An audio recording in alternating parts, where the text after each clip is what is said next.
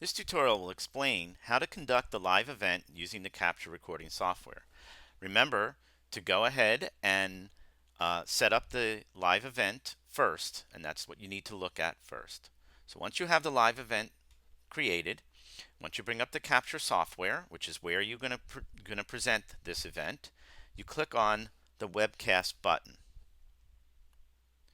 You're going to see in the list the live event that you've already created, and you're going to choose your layout. Now again, you can choose a different layout than you chose when you created it, but it's probably a good idea to keep it the same.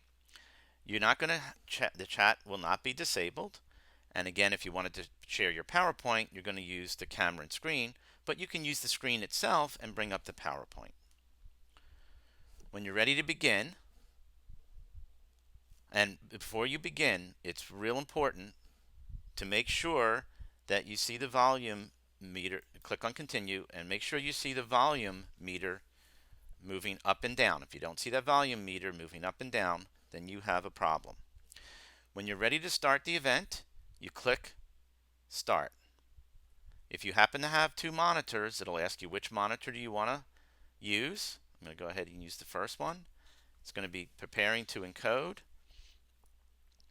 and it's going to go ahead and minimize. Now again, if you have two monitors, one of the nice things is you can bring the capture software over to the other monitor.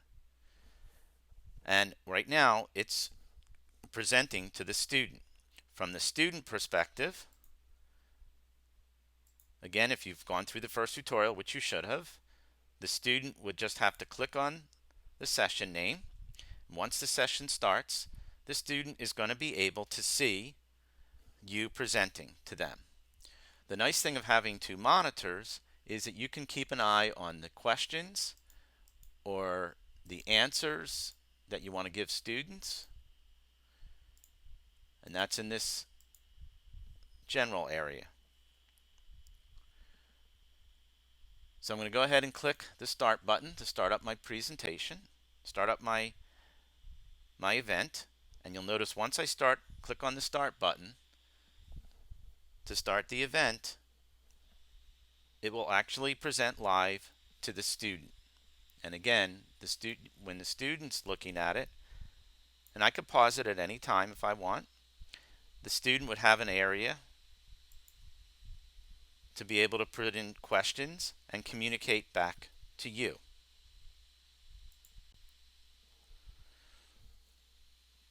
When I'm done and the presentation and you're done with your event, you click the stop button.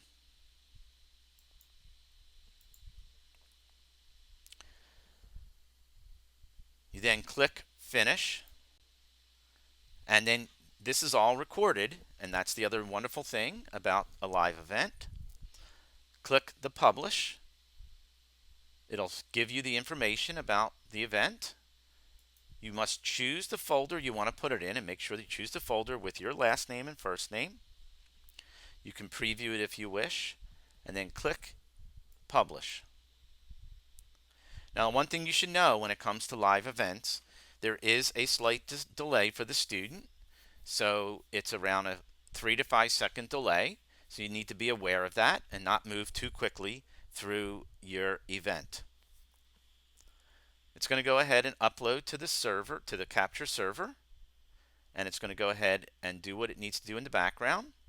You click OK on the box. You're going to get a screen, a dialog box. You want to click yes to clean up the event. And then you can go ahead and click OK. If you don't have any other publications, it'll take you back to the main capture screen. So now you're done. You can go ahead and close the capture software, and you should go ahead and review the tutorial on how to make the recording available to your students.